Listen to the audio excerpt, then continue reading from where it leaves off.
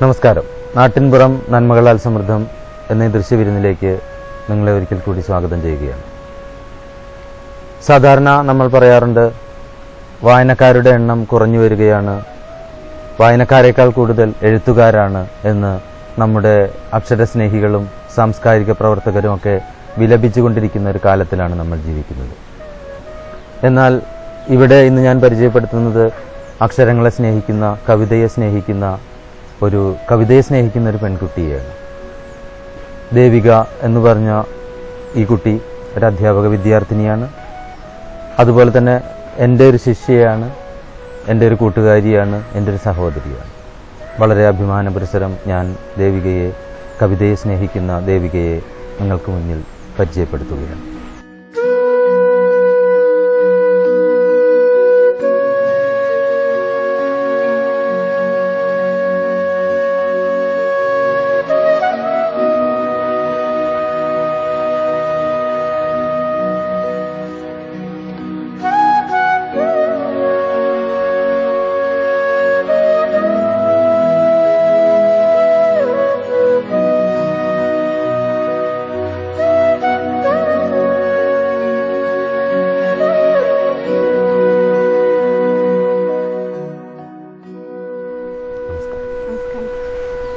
നമുക്ക് ഒരു കവിതയിൽ തന്നെ തുടങ്ങാം.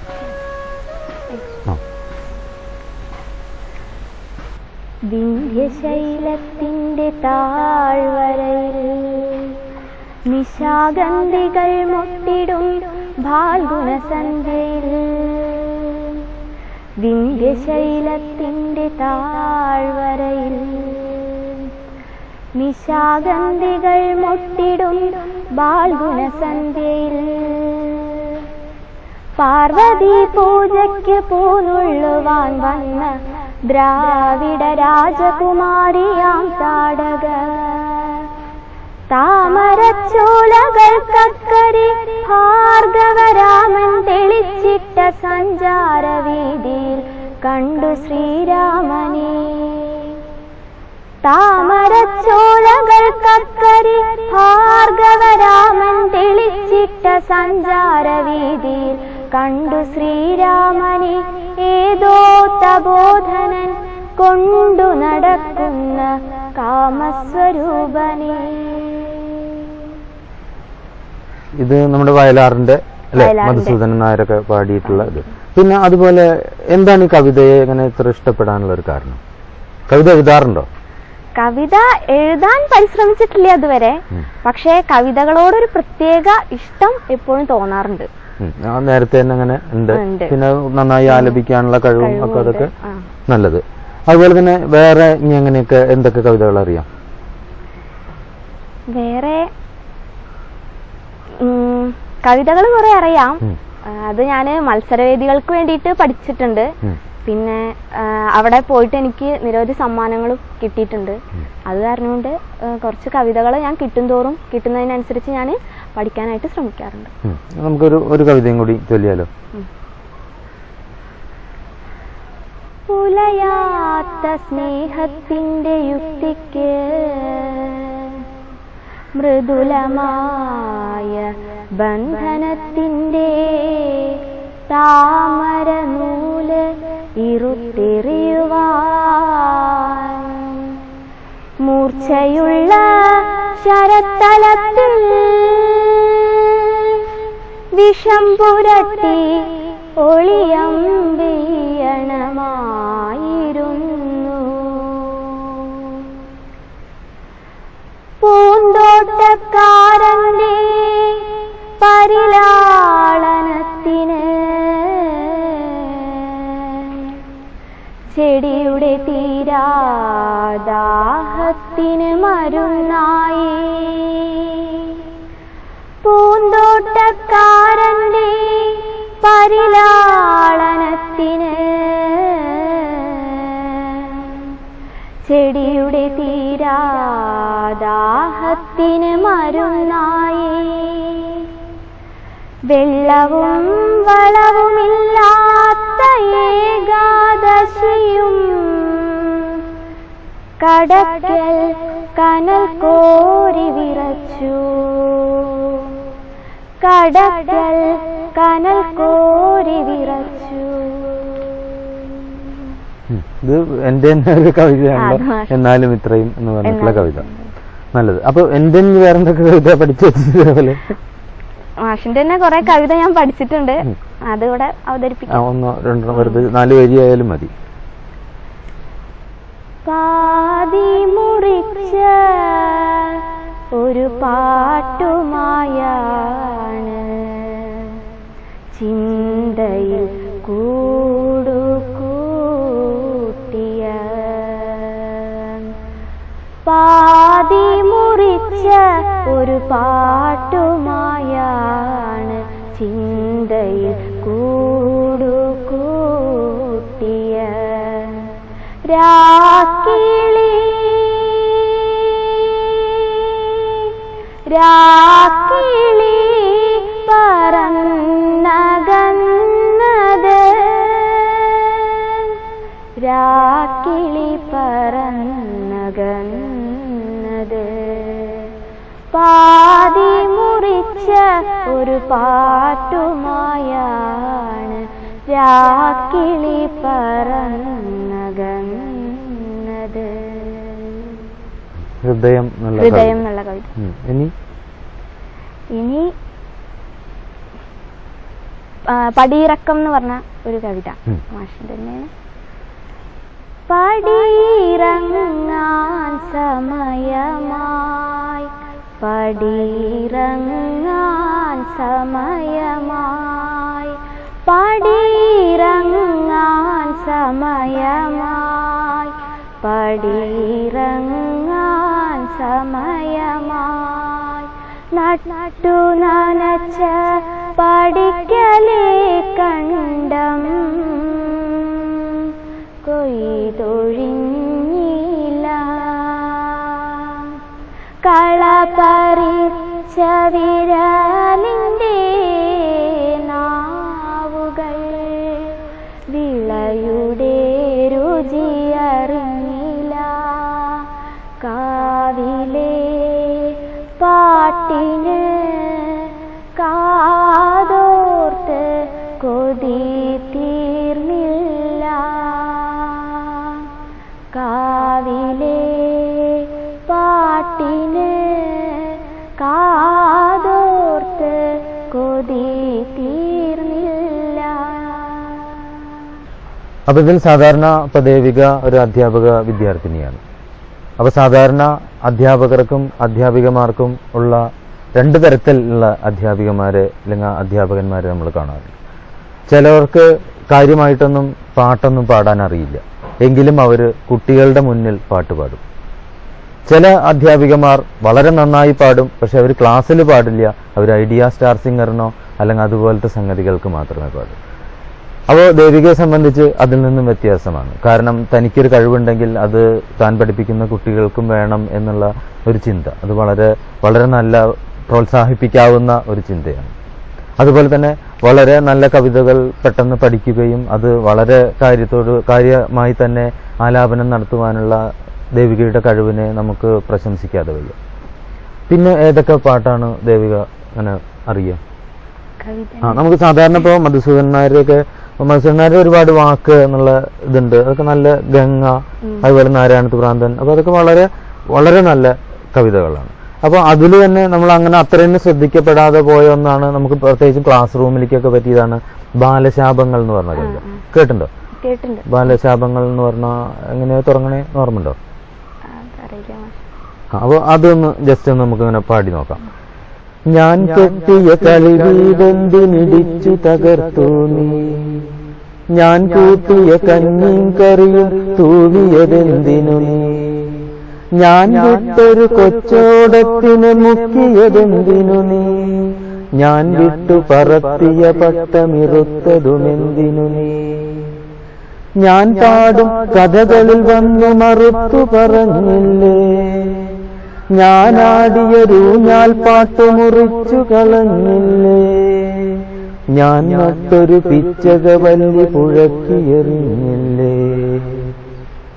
കൺപൊത്തിച്ചെന്നുടെ വായിൽ കയ്പും കനലും നീ നട്ടു, കാണാതെ അടുത്തു വിളിച്ചൻ കാതിൽ നീ പേടികൾ കൂകി. ഒരു കാര്യം കാണിക്കാമെന്നതിദൂരം പായിച്ചെന്നെ കരിമുള്ളിൻ കൂടലിലാക്കി തുള്ളിച്ചതു നീയല്ലേ. ദൈവത്തെ അടുത്തു വിളിച്ചു വരം തരുവിക്കാമെന്നോതി തലയിൽ തീച്ചട്ടിയുമേന്തി തുള്ളിച്ചതു നീയല്ലേ. സ്വപ്നത്തിൻ മരതകമലയിലെ സ്വർഗത്തേൻ കൂടുകളെയ്യാൻ കഷ്ടപ്പെട്ടുണ്ടാക്കിയൊരൻ ഞാൻ കെട്ടിയ വില്ലും ശരവും അമ്പലമുറ്റത്തെ പ്ലാശിൻ കൊമ്പത്തെ കിളിയെ കൊല്ലാൻ എൻ പക്കൽ നിന്നുമെടുത്തിട്ടെൻ പേര് പറഞ്ഞു നീ. അമ്മ എനിക്കാദ്യം തന്നൊരു തന്മൊഴിയും പാട്ടും താളവും എൻ കനവും വച്ചൊരു ചെല്ലവുമെങ്ങോ നീ കൊണ്ടുകളഞ്ഞു. അപ്പൊ ഇതേപോലെ ഇങ്ങനെ വളരെ നമുക്കിങ്ങനെ പാടാം. ഒരു ചെറിയ കവിതയും കൂടിയും പാടിയാലോ? ശ്രീ ബക്കർ മേത്തലയുടെ ഗ്രാമീണം എന്ന് പറഞ്ഞിട്ടൊരു കവിത ഉണ്ട്. ഗ്രാമീണം, അതായത് മറഞ്ഞുപോയ ഗ്രാമീണത്തിന്റെ ഒരു സൗന്ദര്യത്തെ, നമ്മുടെ ഗ്രാമങ്ങൾക്കൊക്കെ നഷ്ടമായിക്കൊണ്ടിരിക്കുന്നത് ആ ഗ്രാമീണതയാണ്. അപ്പൊ അങ്ങനെ ഗ്രാമീണം എന്ന് പറഞ്ഞിട്ടുള്ള ഒരു കവിത പാടിക്കോളൂ. നാരി നടിച്ചിട്ടും നാരി നടിച്ചിട്ടും നാരകം പൂത്തിട്ടും നാടു മുടിഞ്ഞില്ല മുത്തിയമ്മേ. നാടു ഭരിച്ചവർ നമ്മെ മറന്നപ്പോൾ നാടു മുടിഞ്ഞല്ല മുത്തിയമ്മേ. ഓലക്കുടപ്പൊളി മേലെ കാണുന്ന നീലാകാശത്തിൻ കീറുപോലെ പാടെ തെളിഞ്ഞ മനസ്സുകളൊന്നായി പാടണ കാലം നോറ്റവൻ ഞാൻ. കൂവയും കൂവരകും കുറുക്കിക്കൊടുത്ത് ഓമലിൻ പുന്നാരം ചൂടിടുന്ന അമ്മ തൻ നെഞ്ചിലെ ഇങ്കായി കുറുകുന്ന സ്നേഹക്കടലിൻ തിരയടിയിൽ.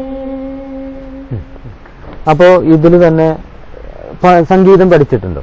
സംഗീതം 8 വർഷമായി ഇപ്പൊ പഠിക്കണം. 8 വർഷമായി സംഗീതം പഠിച്ചുകൊണ്ടിരിക്കും. നമുക്ക് അതിന്റെ എന്തെങ്കിലും ഒരു ചെറിയൊരു ഇത് പാടിയാലോ? ഒരു വർണ്ണായാലും വേണ്ടില്ല, അല്ലെങ്കിൽ ഒരു എന്തെങ്കിലും.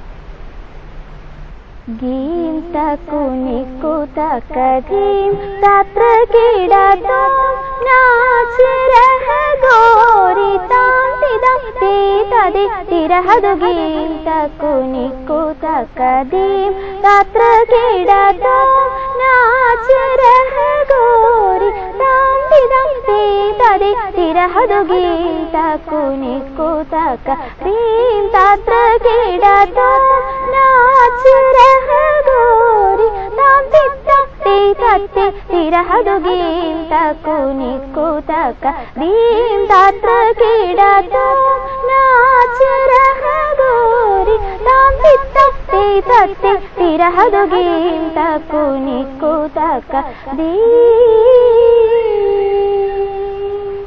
നമ്മളിപ്പോ കവിതയൊക്കെ ആലപിക്കുമ്പോ എന്തൊക്കെ കാര്യങ്ങൾ ശ്രദ്ധിക്കണം എന്നാണ് ദേവികയ്ക്ക് പ്രേക്ഷകരോട് പറയാനുള്ളത്?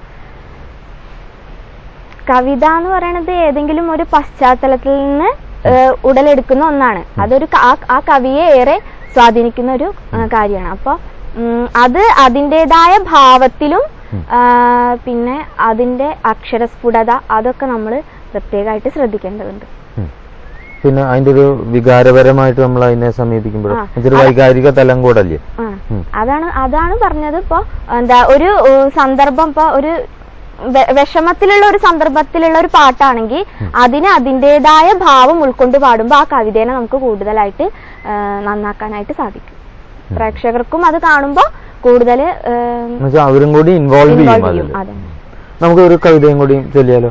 ഏതായാലും പ്രേക്ഷകർക്ക് ഏറ്റവും കൂടുതൽ ഇഷ്ടം ദേവികയുടെ കവിത കേൾക്കാനാവും. അപ്പൊ അതുകൊണ്ടാണ് നമ്മൾ ഈ ഒരു എപ്പിസോഡിൽ വർത്തമാനം വളരെ ചുരുക്കുകയും കവിതയും ബാക്കിയുള്ള കാര്യങ്ങളും കൂടുതലാക്കുകയും ചെയ്തത്. അപ്പൊ ഒരു കവിതയും കൂടി പാടിയാലോ? ഇനി ഞാനുണർന്നിരിക്കാം നീ ഉറങ്ങുക. ഇനി ഞാനുണർന്നിരിക്കാം നീ ഉറങ്ങുക. ഒരിടത്തെത്തുവാനിനി എത്രയുണ്ടെന്നറിയാത്തൊരു യാത്രയിൽ തമ്മിൽ ചുമലൊത്തു വീണ്ടും ചുവടുവെച്ച് ഉന്മതൻ ഹ്ലാദ വിഷാദങ്ങളൊക്കെയും പങ്കുവെച്ച് അന്തരാ പങ്കുവെച്ചങ്ങനെ സഞ്ചരിക്കേ വന്നു മറ്റൊരിടവേള. എല്ലാം മറന്നൊന്നുറങ്ങിയ നാളുകൾ എന്നേക്കുമായി അസ്തമിച്ചു പോയി. ഇന്നിനി നമ്മിലൊരാളിന്റെ നിദ്രയ്ക്കു മറ്റേയാൾ കണ്ണിമ ചിമ്മാതെ കാവൽ നിന്നിടണം. ഇനി ഞാനുണർന്നിരിക്കാം, നീ ഉറങ്ങുക. അപ്പോ ഇതും മധുസൂദനൻ നായരുടെ കവിതയാണ്. അപ്പൊ കൂടുതലും ഇങ്ങനെ മധുസൂദനൻ നായരുടെ കവിതയാണോ ഇഷ്ടം, അങ്ങനെ ഉണ്ടോ? അത് നമുക്കിങ്ങനെ അവൈലബിലിറ്റി നോക്കിയിട്ട് തന്നെയാണ് അതിങ്ങനെ നമ്മൾ തിരഞ്ഞെടുക്കണം. അപ്പൊ ഞാൻ വേറെ ഒരു കവിതയും കൂടി ഓർമ്മപ്പെടുത്താം. എനിക്ക് അതിന്റെ പേരറിയില്ല, അങ്ങനെ എവിടുന്നോ കേട്ടിട്ടുള്ള ഒരു കവിത. അപ്പൊ അതിൽ പറയണത് എന്താ വെച്ചാൽ, നമ്മുടെ ജീവിതം എന്ന് പറഞ്ഞ ഒരു ശില്പമാണ്. അപ്പോൾ ഈ ശില്പത്തിന്റെ ഒരു പൂർണ്ണത വരുമ്പോൾ പിന്നെ ശില്പിയില്ല. അപ്പൊ അങ്ങനത്തെ ഒരു കവിത അങ്ങനെ എവിടുന്നോ കേട്ട് മറന്നാണ്. അപ്പൊ ആ കവിത എങ്ങനെയാണ് അതിന്റെ ഒരു തുടക്കം എന്ന് വെച്ചാൽ, നിർത്തുന്നില്ല പണി ഞാൻ ജീവിത ശില്പം തീർക്കാൻ ഭഗവൻ നേടിയ ചിറ്റുളി വീതുളി കൊണ്ടിഹ മാറി ചെത്തിയിരിപ്പു മിനുക്കിയിരിപ്പു. നിർത്തുന്നില്ല പണി ഞാൻ ജീവിത ശില്പം തീർക്കാൻ ഭഗവൻ നേടിയ ചിറ്റുളി വീതുളി കൊണ്ടിഹ മാറി ചെത്തിയിരിപ്പു മിനുക്കിയിരിപ്പു. ശില്പരഹസ്യമപൂർണത താനും അറിയാൻ മാത്രം മൂത്തവനാണി ശില്പി നിലക്കില്ലിത്തിരുനടയിൽ കൊട്ടുവടി പ്രഹരത്തുടിനാദം. അപ്പൊ അങ്ങനെ പലതരത്തിലുള്ള കവിതകളുണ്ട്. അപ്പൊ ഏതായാലും നമുക്കിങ്ങനെ വൈൻഡപ്പ് ചെയ്യാനുള്ള സമയമായി. അതുകൊണ്ട് ഇപ്പോൾ പ്രേക്ഷകർക്കും ദേവികയുടെ കവിത കേട്ട് മതിയായിട്ടല്ല, നമുക്ക് വീണ്ടും ഒരു അവസരത്തിൽ വീണ്ടും ഇതേപോലെ പരിചയപ്പെടാം, അതുപോലെ പ്രേക്ഷകർക്ക് മുമ്പിൽ വരാമെന്നുള്ള ഒരു ഇതോടുകൂടി നമുക്ക് തൽക്കാലം വൈൻഡപ്പ് ചെയ്യാം. അപ്പോൾ ഈ ഒരു എപ്പിസോഡ് ഇവിടെ നമ്മൾ തൽക്കാലം അവസാനിപ്പിക്കുകയാണ്. അതുപോലെ തന്നെ നമുക്ക് ഇതിൽ ഒരുപാട് സന്തോഷമുള്ളത്, അക്ഷരങ്ങൾ നശിക്കുന്നു, അല്ലെങ്കിൽ വായനക്കാർ കുറയുന്നു, അതുപോലെ തന്നെ എഴുത്തുകാർ കൂടുകയാണ്. എഴുത്തുകാരുടെ അത്രത്തോളം തന്നെ എണ്ണം ഇന്ന് വായനക്കാർക്കില്ല എന്ന് ആരൊക്കെ വേവലാതിപ്പെട്ടാലും ഞങ്ങളുടെയൊക്കെ കേരളത്തിലെ അക്ഷരമുറ്റങ്ങളിൽ, അതായത് അതേപോലെ തന്നെ കേരളത്തിലെ വിദ്യാലയങ്ങളിൽ ഒരുപാട് ഇത്തരത്തിലുള്ള കുരുന്നുകൾ വളർന്നു വരുന്നുണ്ട്. അവർക്ക് പ്രോത്സാഹനം നൽകാനും അവരെ സ്നേഹിക്കാനും അവർക്ക് വീണ്ടും അവർ നാളെയുടെ പ്രതീക്ഷകളാണെന്ന് തിരിച്ചറിയാനും ഓരോരുത്തർക്കും കഴിയട്ടെ എന്ന പ്രാർത്ഥനയോടുകൂടി തൽക്കാലം ഈ എപ്പിസോഡ് ഇവിടെ വൈൻഡപ്പ് ചെയ്യുന്നു. നന്ദി.